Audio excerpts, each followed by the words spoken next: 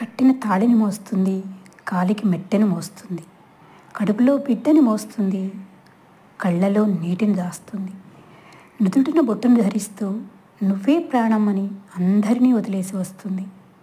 నువ్వు ఏం చేసినా భరిస్తుంది, కట్టె కాలే వరకు నీ తోడు నీడై వస్తుంది. ఇంత ప్రేమకి ఏమిచ్చే రుణం తీర్చుకుంటావు నువ్వే కాదు, నిన్ను సృష్టించిన ఆ బ్రహ్మకు కూడా అది సాధ్యం కాదు. కానీ కనీసం ఆమెను గౌరవించు. Please respect her.